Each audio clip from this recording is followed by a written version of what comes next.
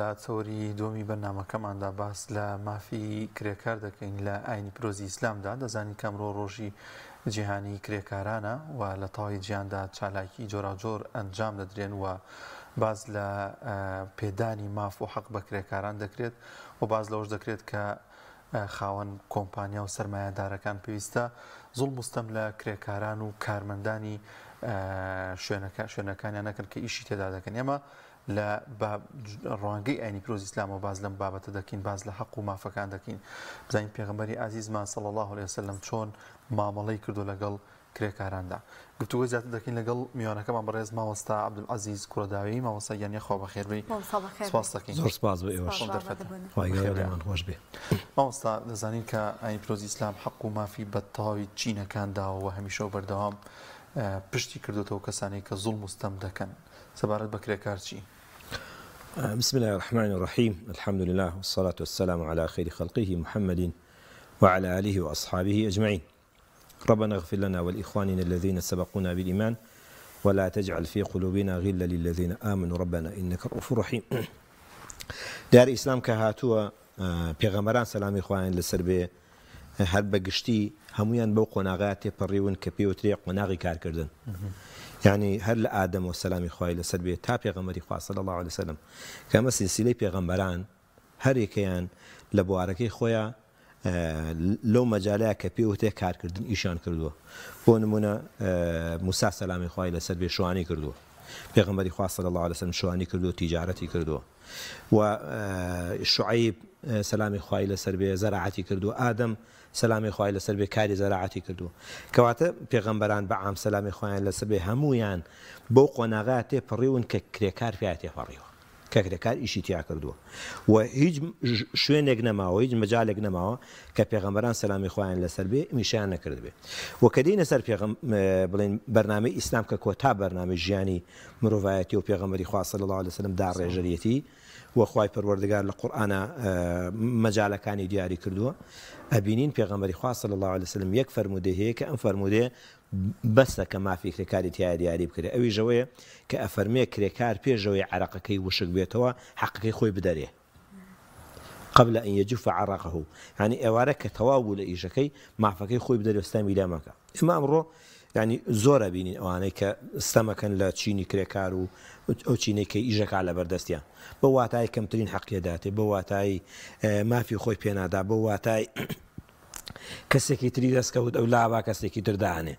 كواتا أمانة بخوي هموي در هاوشتي چين در هاوشتي أم كسا بابني با أو ما فيك خوي پروردگار بو دياري كردوه كأم مروفة بيوستا وق مروف شيء لقلاب كده وق مروف حقي بدريته وق مروف كاري بو بكره. حتى پیغمبر خاص صلى الله عليه وسلم زور جلواني ك هاتون تشاري مدينه حلف الفضول كي لبيج إسلامه يشتاك پیغمبر نبوته پیغمبر خاص صلى الله عليه وسلم بفرمي يشكل التاجير كان كأمجر جورك لكريكار يكمل كالاو شتي بازرگاني پێ لە شاری مەکای فرۆشە بێچێک لە گەورەکانی قوڕیش بەڵام دەست بەسەر پارەکەی ئاگرێ پارەکەی ناداتی حەقەکەی ناداتی گوێ چەڵی پێکا لە بەروی خەڵقی وڵاتە نیە لە شوێنی دوورەوە هاتووە. پێغەمبەری خوا صلی الله علیه و سلم هەندێک لە ئەشرافی قوڕیشی ئەو کاتێک کە خاوەن وجدان و خاوەن شەهامەت و پیاوەتی بوون کۆ بنەوە بۆ ئەوەی کە پەیمانێک ئەبەستن هەر کەسێک هاتی ئێرە زوڵمی لێکرا ئێمە دیفاعی لێ بکەین. أما لبيج إسلام حتى پیغمبر خواه فرمي لو دعيت بعد الإسلام لأجبت فرمي قردواي إسلاميش بانگ مكن بو هاو پیمانيتي كي واكس بالپشتي بلچين استملكراو أو من جوابي أدمو لقل يعبو پشگي يكم كواتا الإسلام ما في كريكار ثابت بو كأو كسا نابستمي لبك أبي حقي خوي بداتي أبي پێداویستەکانی ژیانی بۆ دامین کە لەسەر ئەو شێوەی کە ڕێکەوتون لەسەری تاکی مسلمان یاڵین فەردی مسلمان کە ئێستا پێوتر لە چینی گەنجا پێوترێ بەتاڵە بێ ئیش نابێ بەبێ ئیشی دانیشێ ئەبێ هەوڵدا بەردەوام کارکە. خوای پەروەردگار فەرمێ وإذا قضيت الصلاة فانتشروا في الأرض وابتغوا من فضل الله واذكروا الله كثيرا لعلكم تفلحون. كاتك نيوجي جمعة طاو طبعا مسافة نيوجي جمعة كاركردن تيا حرامة أو مسافة تانية جاكي تيا أكله بو أواني كجمعيان لسرا دوای فەرمێ فانتشروا في الأرض بخون الأرض بلاو بنو بدو رزقي خوای پەروەردگار بگەڕێن کەواتە ئەمە فانتشروا ئەمرە بەواتایی ئەبێ ئینسانی مسلمان دەستپان نەکاتەوە لە خەڵق نەپاڕێتەوە هاوکاری بکە ئەبێ بۆ خۆی هەوڵدا بژێوی ژیانی خۆی دابینکە لە سەردەمی پێغەمبەری خوا صلی الله علیه و سلم نمونەی زۆر جوان هەیە پیاوێک هات بۆ لای پێغەمبەری خوا صلی الله علیه و سلم داوای هاوکاری کرد پێغەمبەری خوا صلی الله علیه و سلم پێی فەرموو هیچ شتێکت هەیە لە ماڵەوە فەرمووی ڕاقەرێکی بچووکمانەوەتی بچۆ بێنە هێنای پێغەمبەری خوا صلی الله علیه و سلم بۆی فرۆش بە چەند درهەمێکیان تەورێکی بۆ کڕی درهەمێکیشیان حەبلێکە شتێکە بچۆ لەو چۆ داربێن و بیفرۆشە ئەفەرمی کە دوای 15 ڕۆژ کە هاتەوە بە لای پێغەمبەری خوا صلی الله علیه و سلم فەرمی ئەی پێغەمبەری خوا بەشی خۆشم پیا کردو و چەند درهەمێکیشم پاشەکەوت کردووە کەواتە لە ئیسلامە هانی خەڵق ئەدرێ بۆەوەی کە ئیش کات و نەوەستێ و مافەکانی خۆی دابینیکە پێداویستەکانی ژیانی خۆی دابینیکە حتا پێغەمبەری خوا صلی الله علیه و سلم تەکلیفی کردووە لە هەندێک سەحابە فەرموویەتی هەر کەسێک بەڵێنی ئەو مەداتێک کە داوای هیچ شتێک لە خەڵقی نەکا من زەمانەتی بەهەشتی بۆ بکەم ئەفەرمووی صحابي برزي بيغوري خو يوم فرمودي جرتو افرمي كح حبلي وشتركي كوت خوار دايل خلقنا عكرت خويا شو والله قلتو يخستو صري تيبتان بو تي لبروي بيغمري خاص لازم فرمي داي هشتي ليش كزماك كاتل الاسلام كاركردن يشكل اركسركاني جاني انساني مسلمان وكوتمان پێغەمبەران سەلامی خۆیان لەسەر بۆ خۆیان پێشەنگ بوون لەوەیە و سەحابەی بەڕێزەکانیش پێشەنگ بوون و ئاوایش خوای پەروەردگار هەنمانەدا کە بەردەوام ئینسانی مسلمان کارکە کەواتە کارەکەی لە بەرامبەر ئەجر وەرەگری کارکردن بۆ خۆی عیبادەتە وەکو نوێژ وایە وەکو ڕۆژوو وایە وەکو زەکاتدان وایە وەکو هەموو عیبادەتەکانی تر وایە لەبەرەوە ئیسلام بۆ ئەوە هاتووە بەتاڵە نەهێڵێ چونکە بەتاڵە بۆ خۆی یەکێکە لە شتە ناخۆشەکانی ناو کۆمەڵگە زۆر باشە مامۆستا عەبدولعەزیز زۆر جار بێکاران بەدەست یەکی لەو کێشانە کە پێوی دەناڵێن سەرڕای بوونی ماندوویەتیانەوەیە کە زۆر جار خاوەن کار حقەکەی پێ نادادی هەر لەو بارەی پێغەمبەری عەزیزمان صلی الله علیه و سلم دەفەرمێت سێ کەس زەن ڕۆژی دوایدا من یەخەیان نەگرمەوە داوای مافیان لێ یەکەم یەکێک لەو کەسانەوەیە کە کاری بە کرێکارێک کردو و حەق و مافەکەی پێ نەداوە ئەمە تا چەند گرنگە خاوەن کارەکان ئاگاداری ئەمە بن وە زوڵم و ستەم نەکەن ئێمە لە ئیسلامە دوو جۆر پینمان هەیە دوو جۆر مەزڵەمەمان هەیە یعنی دوو جۆر ستەمکردن ستەمێکیانەوەی کە ئینسان لە خوای پەروەردگاریەکە حەقی خوای پەروەردگار ئەیدا بە کەسێکی تر لە فەرمانەکانی خوای پەروەردگار دەرچێت ئەرکەکان بەباشی جێبەجێ ناکە ئەمە بە تەوبە نەجاتێ بێلەی تەوبەیەکەکاوە لە بینی خۆی خوایە خوا لێ خۆشە بێ بەڵام ئەمەی تریان کە پێی ئەوترێ حق الناس یەکێک لەو بەشانەی کە حق الناس دەیگرێتەوە بریتێ لە چی بریتێ لەوەی کابراستەم لە کەسێکی کرێکار بکە جاستەمکردنەکە زۆر بێ یاکەم ڕێژەکەی زۆری و کەمەکەی لە دەرهەمێک و ئەیگرێتێ تا هەزاران دۆلار کەواتە ئەو کەسە ئەمە ئەبێتە چی ئەبێتە هەتا ئەگەر تەوبەیش بکە لەم بەشەیە ئەبێ حەقی ئەم خاوەن کارە بگێڕێتەوە زانایان وا فەرمونە فەرمون حق الناس ئەبێ حەقەکەی بدەیتەوە و نمونەی جوانیش هەیە لە پێش ئیسلامیشە نمونەی جوانیش هەیە کابرا کە ئێوارە کرێکار هەبووە دەستی هەڵگرتووە لە ئیشەکەی پارەکەی داوەتە خاوەنەکەی ڕێکەوتووە لەسەری پێغەمبەری خوا صلی الله علیه و سلم فەرمێ کە ئێوارە وەریگر کابراتی وەڵام پارێکەمە من بەمە ڕازی نابوو پارەکەی وەرنەگرت ڕۆیشتووە ئەم پیاوە شتێکی ناکرێ من حەقی ئەم پیاوە ئەم کرێکارە بخۆم و ئاوا بۆی دانێم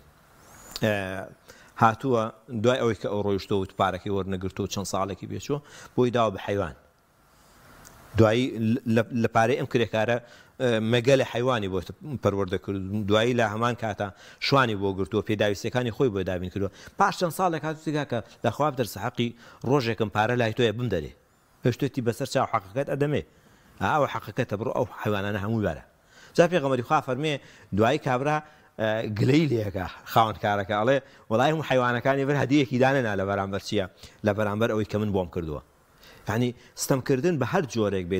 لە شێوەکان هەتا لە حیواناتیش لە ئیسلام هەستەم قبول نییە چ جایەوەی خاوەن کۆمپانیایەک خاوەن ئیشێکی گەورە خاوەن پرۆژەیەکی گەورە حەقی کرێکار خوا جا زۆریان لە فیاڵە حەقی خەڵقە خۆن يعني ئێستا فێر بوون مۆندیسەکانە گۆڕن تێگەی مۆندیسە وەری گرتووە ئیشەکەی تاوا کرد و بەس ئیمزاکەی ماوە مۆندیسەکە لابا مۆندیسێکی ترێنێتە شوێنی بۆی پارەکەی نەداتێ ژۆڵ کاکە وەڵامی شێتۆم بەدڵ نییە یا زۆر جەماوە سازانی شتێکی دیکە پێیا بوون منە لە کۆمپانیا شوێنێک کەسێک وەرەگیرێ بەڵێ مانگێکیشم بۆ بکە بە شێوای تێزدان چۆن چۆنی هەڵسەنگانی بۆ بکە بەڵام دوای مانگەکە پارەشی نایەت پارەشی نایەت کاکە دەرنەچێت ئەمە هەمووی سیستەمە هەمووی لە ڕۆژی قیامەتە ئەم خاوەن حەقانە جا کرێکار بێ مناڵ بێ گەورە بێ ڕشتبی بێ هەر کەسێک بێ خاوەن حەقی خۆی لای خوا وەرەگرێتەوە چونکە لەو ڕۆژەیە خوای پەروەردگار بۆ خۆی حاکمە پێویستی بە شاهیدێژ نییە چونکە شاهیدەکان مەلائیکەتن قازێکەش خوای خوا بڕیارەدا لەبەرەوە ئینسان بۆ ژیانی دنیا بۆ چەند 100,000 ستەم لە خەڵقی نەکە مافی خەڵقی پێشێل نەکە ئینسان لە تێستکردنا بە چەند ڕۆژێک تێستەکرێ وەکری حەقەکەیشی بیت و ئەنجایزنیشی بی لەبەرەوە ئەمانە هەمووی ئەچنە بابی فێڵەوە لە قانونا لە ئیسلامە بۆیان هەیە کەسە دەعوا قەیدکا لای قازی داوای مافی خۆی بکە حەقی خۆی وەرگێ و ڕێژەی ئیشەکەی چەنە بە پێی حەقی خۆی حەقەکەی وەرگێ و پێغەمبەری خوا صلی الله علیه و سلم هاوکاری زۆر کەسی کردو لەم بوارەیە بۆی مافی بۆ زۆر کەس وەرگرتووە لە پێش ئیسلامیش و لە دوای ئیسلامیش. زۆر باشە مامۆستا تێگەیشتنی ئێمە موسڵمان بۆ ئەو ڕۆژانی کە دانرەبن منە ڕۆژی جیهانی کرێکاران کە خۆی مێژوویەکی هەیە و ئەم ڕۆژە دانراوە وا دەزانین کە ئەمە ڕۆژێکی گرنگە و تەنها بۆ پیرۆزی ئەو کارکردن دانراوە بەڵام کە دەبینین ئەوە بەهۆی مافخورانەوە تێگەیشتنی ئێمە بۆ ئەوە ناهوشیاری مسلمانان نیە سەبارەت بە دینەکەیان بۆی کە ئیسلام زۆر بە جوانی مافەکاری داناوە بۆ کرێکار پێش ئەوەی کە داوای مافەکاری بکات. دیارە ئەو ڕۆژانەی کە دانرێ ینی ئەمە ڕۆژی دایکە و ئەمە ڕۆژی کرێکارە و ئەمە ڕۆژی نازانم جوتیارە و ئەم هەموو ڕۆژانەی کە دروست کراوە هەمووی لە ئەنجامی زوڵما دروست بووە ینی کابرا شۆڕژی کردەوەی مافی دەستکەوێت ینی بۆ نمونە لە ساڵی 1986 کە لە ئەمریکا گەورەترین مزاهرە کرا بۆ داواکردنی ماف داواکردنەکەیان سێشت بوو 8 ساعت کارکردن 8 ساعت بۆ ئیسراحەت 8 ساعت بۆ قەو يعني ئەمە داواکارێکانیان بوو کە لە ئیسلامە ئەمە زۆر بە باشی دیاری کراوە ینی کاتی کارکردن دیارە کاتی عیبادەت دیارە یعنی ئەم کەسەی کە کاری پێکەی نابێ کارێکی پێ بکەی زۆر ناڕەحەت بێ نابێ کاتی ئیسراحەتەکەی دیار بێ کاتی خەوەکەی دیار بێ کاتی تاعەت و عیبادەتەکەی دیار بێ یعنی لە ئیسلامە هەمووی ڕێکخراوە بەڵام ئەوان لە ئەنجامی ئەو ستەمەی کەلیان کراوە لە وڵاتی خۆیانە و بەناوی ئیشتراکی و بەناوی شوویەت و باقی شتەکانی ترەوە هاتوون داوای چیان کرد داوای مافیان کردو لە ڕۆژێکە ئیتر ئەو ڕۆژەشیان بۆ کردوونەتە چی پشوکە کە بە ئەم ڕۆژە ئیسلاحەت بێ بۆ کچینی کرێکار کە ئەمە هەتا یەکێک لە قسەکان کە خوێنمەوە لە ڕۆژی جێژنی کرێکارانە بەتایبەت لە فەڕەنسایە کە ڕوویەوە باس لەوە کاڵێ یەکێک لەوانەیە کە گیراوە دوایی بڕیاری ئەعتامی بۆ ئەدرێ لەبەرەوە شەڕە دروست بوو لە نێوان شۆرتە و لە نێوان چینی کرێکارە نامەیەکە نووسێ بۆ کوڕەکەی ئەڵێ کوڕەکەم پاش چەند ساڵێکی تر کە تۆ گەورە بووی ئەو کاتە بۆ دەرەکەوێ من لەسەر حەق بووم و بە ناحەق کوژرام ئەو کاتە شانازیم پێوەکەی کە ئەمە لە ئەنجامی چیە لە ئەنجامی ڕوبەڕووبوونەوە گیرا و قازی بڕیاری ئەعدامکردنی داوە بەبێ ئەوەی تۆ مەدبار بێ کەواتە ئەوانە هەمووی لە ئەنجامی چیە لە ئەنجامی ستەمایە تۆ ئەگەر ستەم نەبێ کابرا پێویستی بە ڕۆژێک بۆی دیاری بکەیت دایک ئەگەر هەموو ڕۆژێک لەگەڵ مناڵەکان نابێ لەگەڵ کەس و کاریا بێ پێویستی بە ڕۆژێک نیە ڕۆژی دایک بێ هەموو ڕۆژێک ڕۆژی دایکە هەموو ڕۆژێک ڕۆژی کرێکارە چکە بۆ مافەکەی دیارە حەقی خۆی دیارە و ئەرک و مافەکانیشی خۆی چاکی بۆ دیاری خۆی لەوەیە کە شێریمانە بێ زانیاریمانە بێ سەبارەت بە پیرۆزی ئیسلام کە ئەو کاتە توانین ینی بۆ یەک ڕۆژدانەنی بۆ کرێکار دەزانی کە هەموو ڕۆژێکی پڕە لە ئەوەی کە حەق و مافی پێ بدرێ یان ڕۆژی خۆشەویستی بە پێیسا هەموو ڕۆژی خۆشەویستی بدرێ بە هاوسەر و بە دایک و بە باوک و ئەوانی کە لە دەور و بەرماندا ڕاستە ئەوە بەو تعبیرێک ئێمە بەهۆی دوورکەوتنەوەمان لە ئاینی پیرۆزی ئیسلام و خوێندنەوەمان کەمترین بۆی و زۆر شارەزانە بوون لە ئەرک و مافە ئەمانە زۆر جاروا دروستەکە ئەنجام بەهۆی ئەو عەولەمەی کە لەسەر وڵاتی جیهانی ئیسلامی هەیە کەوا پیشاندراوە خەڵق یعنی لە وڵاتی ئیسلامە مافی نییە حەقی پێشێلەکرێ بەڵام ئێمە کاتێک کە ئەچینەوە سەر نمونە جوانەکانی سەردەمی پێغەمبەری خوا صلی الله علیه و سلم سەردەمی خولەفای ڕاشیدین و هەروها دوای دێ بۆ سەردەمی تابعین ئەو کاتە بۆ دەرەکەوێت کە لە ئیسلامە هەموو مافەکان بە چاکی دیاری کراون ینی بۆ نمونە لە لێبوردەیە لە چاوپۆشیکردنا لە پێدانی حەقە ئەنی ئێمە نمونەی وامان هەبوو لە کڕین و فرۆشتنە کابراش شتی هێناوە بۆ فرۆشتن توێتی کاکە ئەمە عیبەکانێتی ئەم شتەی من پێدەفرۆشم ئەم عیبانێتیە ینی ئەمە ئێستا ئەمڕۆ کەسە موسڵمانەکەش زۆر جار عیبەکانی پێ ناڵێ چ جای خەڵقێکی تر لەبەرەوە لە ئیسلامە وا دیاری کراوە ینی هەموو شتێک ئەبێ حەقی خۆی پێ بدرێ هەموو چینێک ئەبێ حەقی خۆی پێ بدرێ هەموو چینێکی ئەبێ مافەکەی دیار بێ بۆیان ئێمە ئەمەشمان هەیە کە لە ئەنجامی دوورکەوتنەوەمان زۆر جار ئەو کەسەی کە عامیلیشە غەشەکە لە بەرامبەرەکەی ئیشێکی بۆکە ئیشەکەی باش نییە کەم تەرخەمیەکە لە وشێکە لەسەر شانیەتی یعنی وشەکەی بە باشی ناکە فرت و فێڵی تیاکە ئەمانش بۆ خۆی هەر دوورکەوتنەوەی لە ناوەڕۆکی ئەو بەرنامەی کە خوای پەروەردگار بۆ ئینسانی داناوە. زۆر باش مامۆستا ئەگەر بێت و کرێکارێک مافی زەوت کرابێت چۆن دەتوانێت مافەکەی خۆی بەدەست بێنێتەوە ئایا لە ئاینی ئیسلامە چۆن باس لەمەوە کراوە ئەمە طبعا ئێستا ڕۆ قانونیەکەیمان کە ڕۆنەقانیەکە لای قازیە طبعا عادەتەن ئەگەر ئیشی کۆمپانیا بێ ئێستا عقد هەیە لە بینی خاوەنکار وانەیە لە گرێبەستێکەیە لە بینیانە ئەم گرێبەستەکە کراوە لە ڕووی ئەوە توانێت داوایکە لای قازی طبعا ئەو شتانە بێ لا قازیەوە کرێ یانەوە تا شاهید هەیە لە بینە کاکە تۆ لەگەڵ منە ئیشەکەی بە ئەمەنە سعاتە ئەمەنە کاتەکەیەتی ئەگەر بەم شێوەیە بێ ما حەقی و ئاسان وەرەگیرێتەوە بەڵام جاری وا هەیە لە ئەنجامی ناڕوونیە کابراڵە هەر وەرە و حەقی نەبێ وەرە ئیشم بۆ بکە و دوایی ڕێەکەوین ئەمانە بە خۆی زۆر جار زوڵمی تیەکەوێ ئەوەی کە ئەم کەسە داوایەکان نایدەنێ کابراژەڵەکە کە منیش ئەوە نەئەدەم لە بەرامبەرە لەبەرەوە وا باشە ئەو کەسی کرێکاریەکە یان لەگەڵ کۆمپانیایەکە ئیشەکە لەگەڵ منەظەمەیەکە ئیشەکە بە شێوەی عەقد بیکە بۆ ئەی بتوانێت حەقەکەی وەرگێتەوە مافەکەی وەرگێتەوە ئێمە وە کوتمان ینی ئەگەر لەم دنیایشا کابرا نەتوانێت حەقەکە خۆی وەرگێتەوە لە قیامەتە خوای پەروەردگار حەقی بۆ وەرگێتەوە لە قیامەتیشا ئەو حەقەی کە وەرئەگیرێتەوە بە دینار و درهەم و ئەمانە نییە بە بەخشینی چاکەیە یا وەرگرتنی خراپەیە کەواتە ئەم کەسە مافی پارێزراوە جایان لە دنیای وەریەگرێتەوە ئەگەر قانون و قازی و یاسا هەبێ یان ئەو تا لە قیامەتا وەریەگرێتەوە کاتە ئەگەر خاوەنکارێک هەبێ مافی کەسێکی خواردبێ ئەگەر ماوەیەکی زۆریشی بەسەراچ بێ هەرە بێ مافەکەی باتەوە بۆ ئەوی کە ئەو خراپەیە نەکەوێتە سەرشانی لەو دنیا محاسبە نەکرێت بەتەکید ئەوەی کە بیەوێ مافی خەڵقی لانە بێ ئەبێ ئەلانی کارای خەڵق یعنی مە پێغەمبەری خوا صلی الله علیه وسلم لە ناو سەحابەی ئەعلانەکە فەرمێ هەر کەسێک حەقی لامە بێ داوایکە طبعا کەس حەقی بەسەر پێغەمبەری خوا نییە صلی الله علیه وسلم بەڵام واش ئیعلانێکا لە ناو خەڵقا ئەڵێ هەر کەسێک حەقی هەیە لای من بابێ داوایکە بەڵێ چونکە بۆ لەبەرەوەی لە قیامەتە داوام لێ مەکەن لەبەرەوەی لە قیامەتە داوام لێ مەکەن لێرەوە حەقەتانە دەمەوە بەڵام لە قیامەتە با کەس نەڵێ حەقم لای پێغەمبەری خوا صلی الله علیه وسلم کەواتە خاوەنکارێکیش ئەگەر ئەیەوێ لە خوای گەورە ترسی قیامەتی هەیە سبێنێ بەجێ هەڵێ ئەم سەرۆت و سامانە تێگەی لە جیاتی ئەوەی سەرۆت و سامانەکە بۆ بێتە ڕەحمەت بۆیە بێتە زەحمەت لە جیاتی ئەوەی لە سێبەریا بحەسێتەوە کە پێغەمبەری خوا فەرمی ئینسان لەژێر سێبەری سەدەقەکەی حەسێتەوە گەر سەرۆت و سامان و زۆر بێ و خێری باشکەی بەڵام ئەمە بێتە عەزاب و ناڕەحەتی بووی کەواتە ئەم کەسە ئەبێ خۆی ئیعلانکە تێگەی حەقی هەر کەسێکی لابێ کۆن بێ یا تازە حەقەکەی بداتێ چونکە ئەگەر حەقەکەی نەداتێ لە قیامەتە هەلی وەرەگرنەوە لە قیامەتە ئەبێ ئەو کاتە لە دادگای خوای پەروەردگار شاهید هەیە لەسەری لێرە لەوانەیە فرتوفێڵ لە خەڵقا و بتوانێ پێچێ لێیە بۆی کە حەقی خەڵق نەدا بەڵام لە قیامەتە ئەوی وە ناکرێت